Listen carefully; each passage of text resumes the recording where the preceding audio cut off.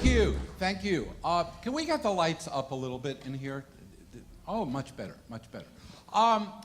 At this moment in time, the most deadly thing I could do would be to throw up a PowerPoint stack, okay? How many of you are missing PowerPoint right now, okay? But probably more engaging is to give you a quick question. I'd like you just to turn to your neighbor, somebody next to you, behind you, and literally, for about 45 seconds, how has learning changed for you in the last 5 years? How is your process of learning different in the last 5 years? So just turn to your neighbor real quick, 45 seconds. Don't be shy.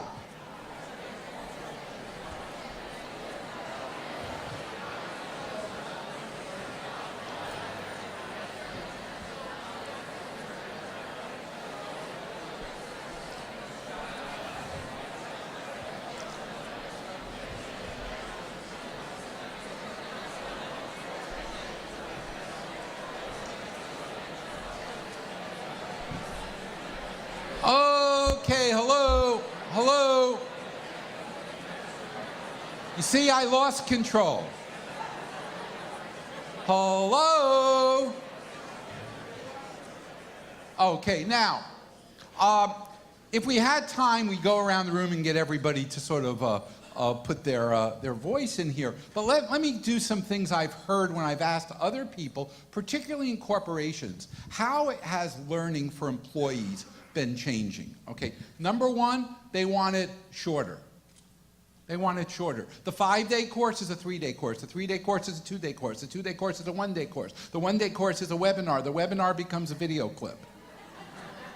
I did a TED Talk, and my first TED Talk, I had 18 minutes. My most recent one, I had 6 minutes. And they made me stand on a metal plate, and they said, at 7, it drops. Yeah, you know. So they want it shorter. They're more likely to watch it than read it. When was the last time anyone here watched TV live? Even when you watch it live, you put it on delay so you can speed it up, right? Okay, so it's interesting. Maybe we watch news, maybe some sports, but we watch it when we want to watch it along the way. They want to make it something they don't have to memorize. One of the interesting elements of corporate learning now is our learners aren't wanting to memorize. So another really quick quiz. 10 years ago, how many telephone numbers did you know by heart? Do I hear? Let me do it. Anyone want to go 10? Anyone want to 10, 20, 40, 60, 80, 100? Anyone 100? Anyone have 100 numbers? They used to have one guy in the back. Now, how many numbers do you know by heart? Just use the fingers it takes to do that.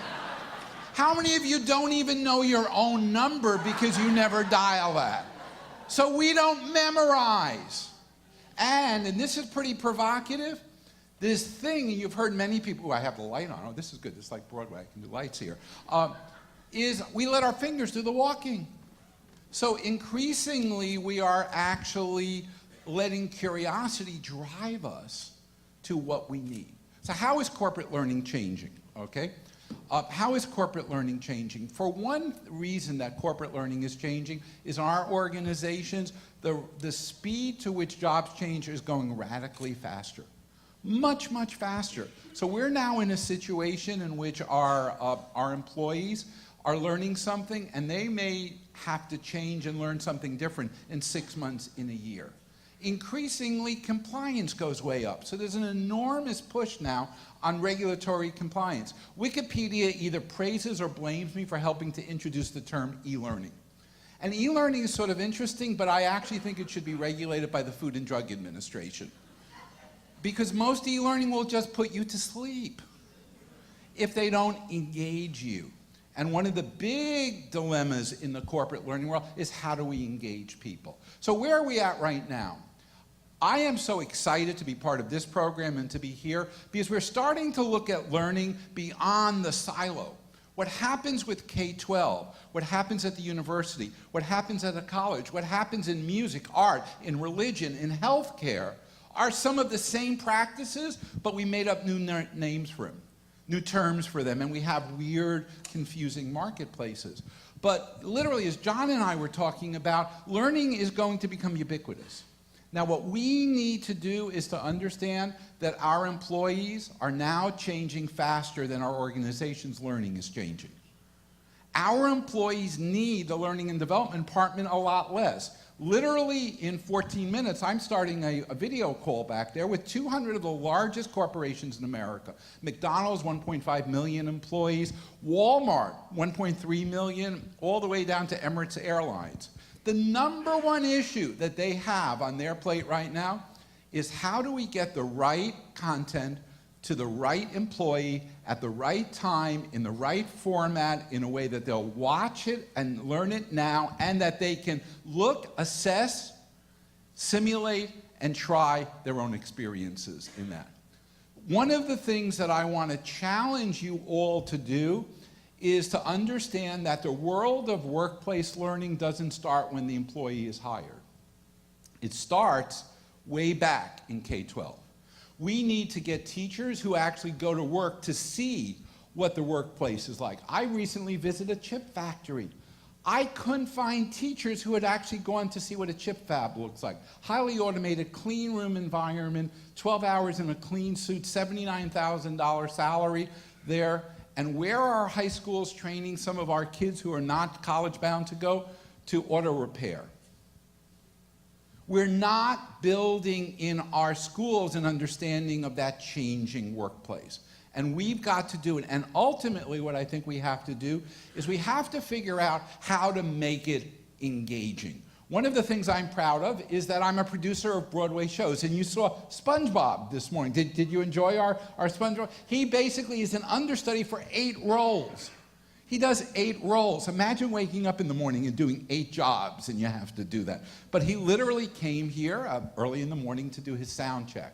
And some of the shows that I produced are Kinky Boots and the like. But along the way, I met a wonderful man who went to the same high school that I went to, okay? To Stuyvesant High School, okay? Now, he went many years after I did. I was there when it was primarily Jewish male school, and then it's now primarily an Asian population school there. But I met him when I started to produce Godspell, that he was an actor. And before that, he had been in Rent. He had been on the Glee tour. And since then, I've watched and I became his producer for a wonderful show called Allegiance on Broadway with George Takei and Lea Salonga talking about Japanese Americans in internment camps. And then a wonderful thing happened to him. Disney decided that he would be the perfect Aladdin on Broadway. And so Telly Leong, who has this background, who has also got a science background, who is also co-founder of Second Accent, 8 times a week gets on stage to make magic as Aladdin. And what better way to wrap up the beginning of this show is to take somebody who understands science, engagement, learning, training, performance, and collaboration. Ladies and gentlemen, would you put your hands together and welcome on to the New York EdTech Week stage, Telly Leong, who is also in Glee. Telly, come on out.